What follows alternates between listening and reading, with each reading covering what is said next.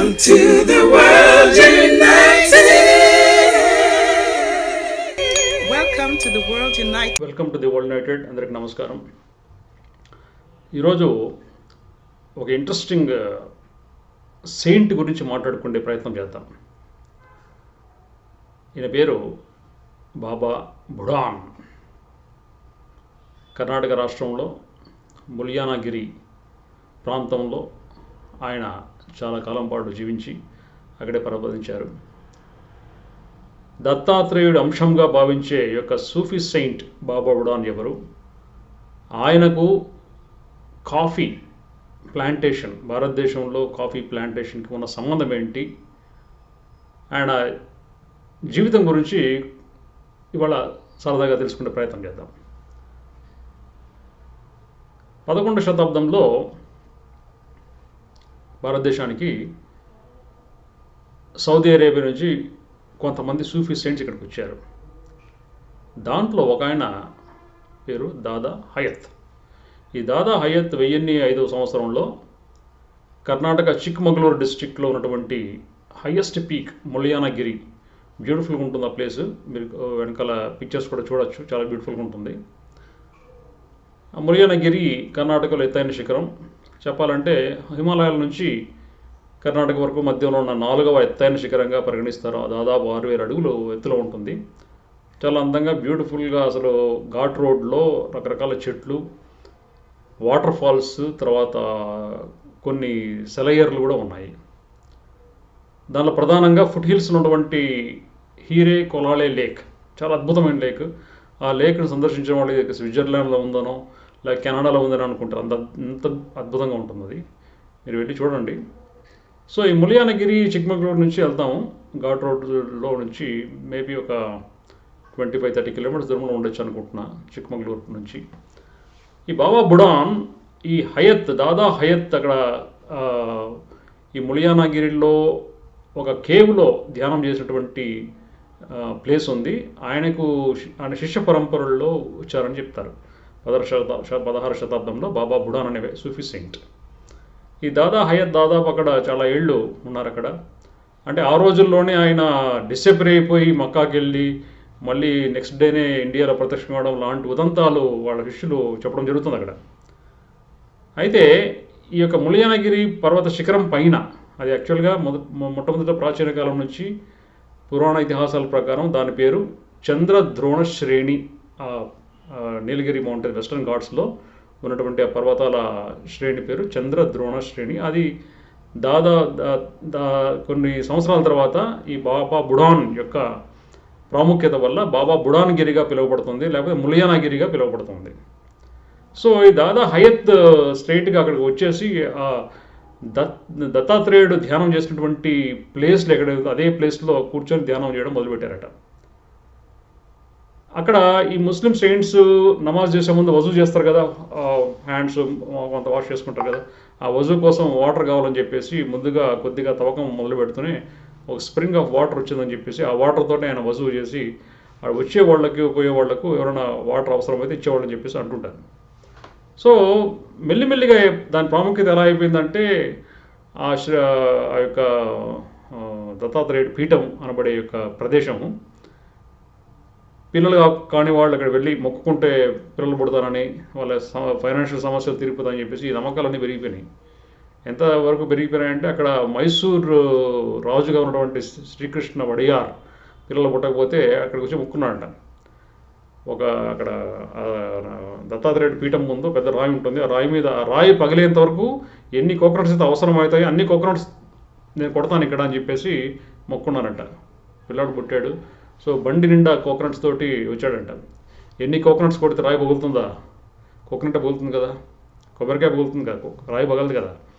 ఆయన తన తప్పు తెలుసుకొని అడిగాడంట, మరి ఇట్లా అయింది, నేనేమో మొక్కున్నాను ఏంటి అంటే, సో ఆయన ఏదో దివ్య సందేశము లేకపోతే ఏదో చేశారట. మొత్తానికి ఆ రాయిలో క్రాక్ వచ్చింది. ఇదొక ఉదంతం చెప్పుకోవడానికి. అయితే ఈ 16వ శతాబ్దంలో బాబా బుడాన్ ఆ సూఫీ సాంప్రదాయంలో వచ్చినటువంటి వ్యక్తి. ఆ సూఫీ సాంప్రదాయంలో ప్రకారంగా వాళ్ళు సంవత్సరం జీవితకాలంలో ఒకసారన్నా వెళ్తారు కదా మక్కాకి ప్రదక్షిణ కోసం, కాబా దర్శనం కోసం. అట్లా వెళ్తూ వెళ్తూ యమన్ దేశంలో ఉన్నటువంటి మోచా అనే ఒక సముద్ర పోర్టులో కాఫీ సీడ్స్ చూశారండి ఫస్ట్ టైం. కాఫీ అక్కడ డ్రింక్ చేసేవాళ్ళు ఆ టైంలో. ఆ తర్వాత ఆ సీడ్స్ ఎక్కడ వేరే రాష్ట్రాలు వేరే దేశాలలో పండకుండా బేక్డ్ సీడ్స్ లేకపోతే బాయిల్డ్ సీడ్స్ ఇలాంటి ప్రిజర్వేటివ్స్ ఉన్న సీడ్ అంటే వెళ్ళి ఆ సీడ్స్ మళ్ళీ వేస్తే మొలవకుండా ఉండేటట్లుగా చేస్తారన్నమాట. పౌడర్ ఫామ్లోనో లేదా బేక్డ్ ఫామ్లోనో ఇవ్వడం జరుగుతుంది. ఎందుకంటే వాళ్ళకు ఆ ఎకానమీ కాఫీ ద్వారా వచ్చే ఎకానమీని అంతా కంట్రోల్ చేసుకోవడానికి ఆ విధంగా చేసేవాళ్ళు ఆ టైంలో. సో మొట్టమొదటిసారిగా 16వ శతాబ్దంలో ఆయన ఆ కాఫీ డ్రింక్ని చాలా ఇష్టపడి ఆ డ్రింక్ని భారతదేశం తీసుకొస్తే ఎలా ఉంటుందనే ఉద్దేశంతో ఆ మోర్చా పోర్టులో 7 గ్రీన్ కలర్ కాఫీ బీన్స్ని తన బట్టల్లో దాచిపెట్టి స్మగుల్ చేసి ఇండియాకు వచ్చేసారని చెప్పి చెప్తారు. సో ఆ 7 సీడ్స్ చాలా పవిత్రప్రాయంగా ముల్యానగిరి శిఖరం పైన ఆయన నాటారు. అది అద్భుతమైన మొక్కలుగా తయారైనాయి. అయితే దాన్ని ఏ విధంగా దాన్ని బ్రూ చేయాలి, దాన్ని ఏ విధంగా డ్రింక్ పవర్ఫుల్గా కాఫీ ఏ విధంగా తయారు చేయాలి నాలెడ్జ్ పూర్తిగా లేకపోయినప్పటికీ వాళ్ళకి తెలిసిన నాలెడ్జ్ ప్రకారంగా వాళ్ళు దాన్ని బ్రూ చేసి తాగేవాళ్ళు. కాలక్రమేణా బ్రిటిషర్స్ ఇక్కడ కలనైజ్ చేయడానికి ఈస్ట్ ఇండియా కంపెనీ ద్వారా ఇక్కడ ఎప్పుడైతే ఎంటర్ అయిందో ఈస్ట్ ఇండియా కంపెనీ వాళ్ళు భారతదేశంలో ఉన్న పంటలన్నీ కూడా ఇంటర్నేషనల్ మార్కెట్లో ఏదైతే పంటలు అవసరమో ఆ పంటలకు అనుగుణంగా ఇక్కడ పంటలు వేయించేవాళ్ళు ఫార్మర్స్ తోటి. వాళ్ళ సాంప్రదాయ వ్యవసాయం ఏదైతే ఉందో భారతదేశంలో అది ఇంటర్నేషనల్ మార్కెట్లో ఎక్కడైతే మార్కెట్ ఉంటుందో అటువంటి పంటలే. ఉదాహరణకి కొకెయిన్ కానివ్వండి, కెన్నబిస్ ప్లాంట్ లేకపోతే కాఫీ కానివ్వండి, ఇలాంటి ప్లాంటేషన్స్ అన్నీ కూడా ఈస్ట్ ఇండియా కంపెనీ కంప్లీట్గా కర్ణాటక చుట్టుపక్కలంతా కూడా ఈ కాఫీ ప్లాంటేషన్ పెంచడం మొదలుపెట్టింది. ఎందుకంటే ఈ కాఫీ ఇండియా నుంచే ఇంగ్లాండ్కి వెళ్ళింది, యూరోప్కి వెళ్ళింది, అటు నుంచి ఆస్ట్రియాకి వెళ్ళింది, ఆస్ట్రియా ఇటలీకి వెళ్ళింది. ఇటలీ వాళ్ళు ఈ కాఫీని కొంత మాడిఫై చేసి క్యాపచినో అని పేరు పెట్టారు. ఇప్పుడు క్యాపచినో అంటారు. ఆ క్యాపచినో కూడా ఇక్కడ నుంచి వచ్చిందే. ఇక్కడ నుంచి ఇంగ్లాండ్ నుంచి ఆస్ట్రియా నుంచి ఇటలీకి వెళ్ళి రకరకాల పేర్లతో ఫేమస్ అయిపోయింది అది. అయితే ఏదైనప్పటికీ ఆయన నాటిన ఆ ఏడు గింజలు ఏవైతే తీసుకొచ్చారో కాఫీ గింజలు, అంటే పవిత్ర ఖురాన్ ప్రకారం లేదా ఇస్లాం ప్రకారం 7 నెంబర్కి చాలా సీక్రెట్గా భావిస్తారు వాళ్ళు. కాబట్టి 7 గింజలు తీసుకొచ్చారు, 7 పెరిగాయి. ఆ తర్వాత ఒకనొక సందర్భంలో 50-60 సంవత్సరాల తర్వాత వాళ్ళు షిప్లో ఆ సీడ్స్ తీసుకుని వెళ్తా ఉంటే ఆ మాయిశ్చర్కి బాగా అవన్నీ ఆ కాయలు ఉబ్బిపోయాయంట, బాగా స్వోలన్ సీడ్స్గా తయారయ్యాయి. సో ఆ స్వోలన్ సీడ్స్ని మళ్ళీ డ్రై చేసిన తర్వాత వచ్చేటువంటి కాఫీ బ్రూయింగ్ ఏదో ఆ టేస్ట్ చాలా అద్భుతంగా ఉందని తెలుసుకున్నారు వాళ్ళు. సో అప్పటి నుంచి టెక్నాలజీ మారిపోయింది. ఈస్ట్ ఇండియా వాళ్ళ కంపెనీ వాళ్ళ టెక్నాలజీ మారిపోయింది. కాఫీ బ్రూయింగ్ టెక్నిక్స్ అని మారిపోయి ఏ సందర్భంలో ఎప్పుడు తీయాలి, ఆ సీడ్స్ ఎలా దాన్ని ట్రీట్ చేయాలి, ఎలా దాన్ని పౌడర్ చేయాలి, ఎలా దాన్ని టేస్ట్ఫుల్గా తయారు చేయాలని చెప్పేసి రకరకాల పద్ధతుల్లో చేశారు. సో ప్రధానంగా అక్కడ ఇప్పటికి 2 రకాల ప్రోడక్ట్స్ దొరుకుతున్నాయి మనకి. కాఫీ అరేబికా అనేది, ఎందుకంటే because original seeds from Arabia కాబట్టి. అదే కాఫీ రోబస్టా ఈ సీడ్స్ ఉన్నాయి. ఆ తర్వాత ఇప్పటికి ప్రస్తుతం almost 16 variants of coffee seeds మనకు దొరుకుతాయి ఇక్కడ. ఇప్పటికీ చిక్మగళూరు డిస్ట్రిక్ట్లో మనం వెళ్తే కాఫీ మ్యూజియం ఒకటి ఉంది. Unfortunately most of the local people కూడా కాఫీ మ్యూజియం గురించి దాని ప్రాముఖ్యత గురించి తక్కువ తెలిసినప్పటికీ ఒకసారి వెళ్తే బాగుంటుంది, వెళ్ళి చూడండి. కాఫీ మ్యూజియంలో స్టోరీ అంతా నేను అక్కడ బాబా బుడాన్ వీడియో అక్కడ చూడడం జరిగింది ప్రప్రథమంగా అక్కడ. సో వాటి గురించి చెప్తే బాగుంటుందని చెప్పేసి నేను ఇప్పుడు ఈరోజు అవకాశంగా తీసుకొని ఈరోజు చెప్తున్నాను.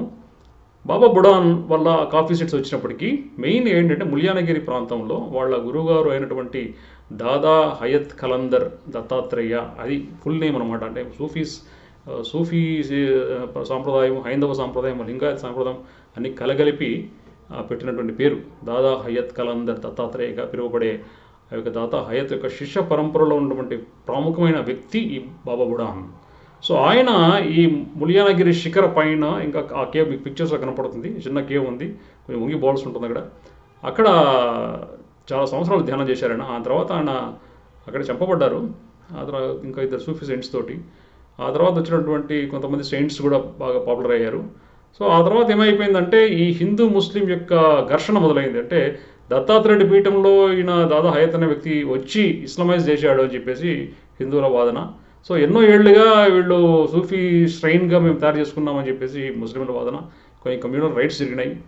ఆ కమ్యూనల్ రైట్స్ జరిగినప్పటికీ ఒక దక్షిణ భారత అయోధ్యగా ఒక కాన్ఫ్లిక్ట్ అయితే అక్కడ ఉంది. ఆ కాన్ఫ్లిక్ట్ ఎప్పుడు పోతుందో మనకు తెలియదు. ఎందుకంటే ప్రజలందరూ కూడా ఈ మతం అనే అభిమతాల వలయంలో పడి చిక్కుని పోయారు. సో ఈ అభిమతాల వలయం అనబడే ఈ మతాల నుంచి బయటపడి ఆధ్యాత్మికం వైపు వెళ్లాల్సిన పరిస్థితి ఎంతైనా ఉంది. కాబట్టి ఈ యొక్క గొప్ప సెయింట్స్ ఎవరైతే ఉన్నారో దత్తాత్రేయుల వారు కానివ్వండి, లేకపోతే ఇంకా రకరకాల సూఫీ సెయింట్స్ కానివ్వండి, ఎవరైనా సరే ఆ యొక్క జ్ఞానుల యొక్క సందేశాలు మనం అర్థం చేసుకొని ఆకలింపు చేసుకొని ధ్యాన మార్గంలో పయనిస్తూనే బ్రహ్మాండంగా ఉంటుంది. ఏదైనప్పటికీ ఈ బాబా బుడాన్ గారు మన భారతదేశానికి కాఫీ సీడ్స్ పట్టుకొచ్చారు. ముల్యానగర్ శిఖరం పైన దత్తాత్రేయుడు శ్రేణిలో దత్తాత్రేయుడి ఆ యొక్క కేవ్లో ధ్యానం చేయడం వల్ల ఆ కొండ పేరే బాబా బుడాన్ గిరిగా కూడా ఫేమస్ అయిపోయింది, ప్రాముఖ్యత సంతరించుకుంది. సో ఒకసారి ఎప్పుడైనా సరదాగా వెళ్ళి చూడండి, చాలా అద్భుతంగా ఉంటుంది. మంచి ఘాట్ రోడ్డు, ఆ రోడ్లో మంచి మీకు రకరకాల రిసార్ట్స్, తర్వాత హోమ్ స్టేస్ చాలా ఉంటాయి. మోర్ దెన్ 100 ప్లేసెస్ ఉంటాయి. Worth seeing place.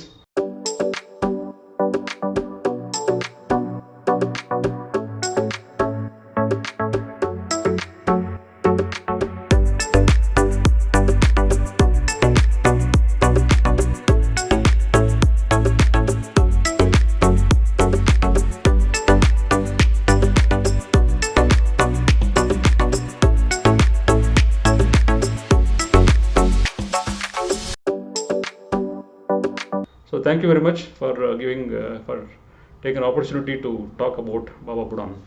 Thank you once again.